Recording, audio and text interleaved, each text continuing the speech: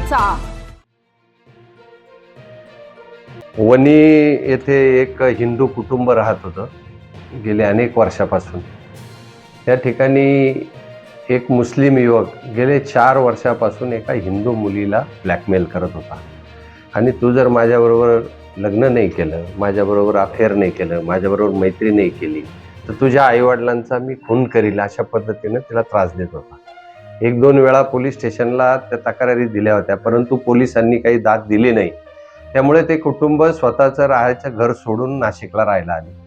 तरी त्या मुलाचा त्रास असल्यामुळे त्यांना माहिती मिळाली आणि भाजप अध्यक्ष म्हणून त्यांनी मला संपर्क केला आणि मी त्यांच्या घरी गेलो असता त्या मुलाचं कॉल रेकॉर्डिंग ऐकलं।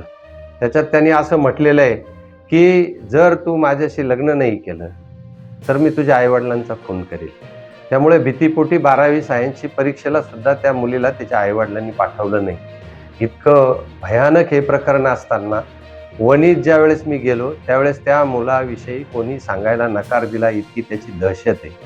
काही अल्पसंख्याक कुटुंब राजरोस अफू, चरस, गांजा, अवैध दारू विक्री करताय आणि ते इतके मस्तवाल झालेले की एक पोलीस सुद्धा त्यात सहभागी आहे असं त्यांचं म्हणणं आहे। त्याचं कॉल रेकॉर्ड तपासा असं त्यांचं म्हणणं आहे आणि पोलिसांच्या संगनमतानं ह्या अवैध दारूचे धंदे वणीत चालू आहे असे तिथली सर्वसामान्य नागरिकांच्या तीव्र भावना आहे। परंतु प्रत्यक्ष कोणी पुढे येऊन नाव सांगत नाही, इतकी त्या कुटुंबांची दहशत त्या वणीमध्ये। आणि असं असताना पोलीस काय करतात असा प्रश्न आम्ही पोलिसांना विचारलेला आहे। पोलीस ठाण्यात त्या मुलाविषयी तक्रार दाखल झाली आणि तुमचं म्हणणं की तो त्याला फरार करून देणार काय?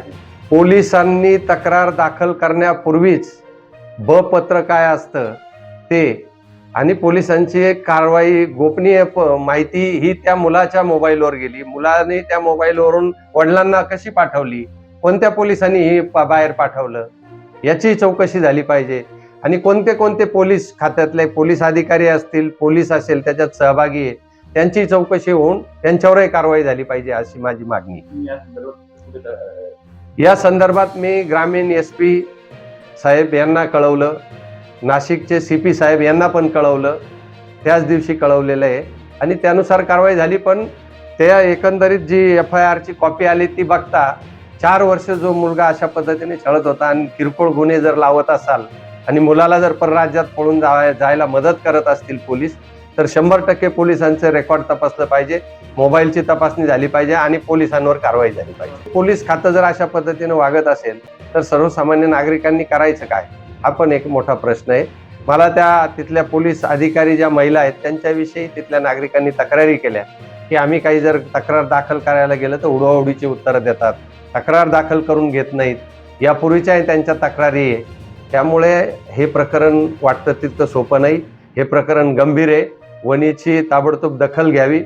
पोलीस ग्रामीण पोलीस आधी SP ग्रामीण पोलीस SP आणि आता ती नाशिकमध्ये राहायला आली, ती एक कुटुंब इतकं घाबरलेलं आहे का जबाब द्यायला वणीला बोलवलं, त्यांनी सांगितलं आम्हाला जबाब वणीला येऊ शकणार नाही, इतकं दहशतीत ते कुटुंब आहे।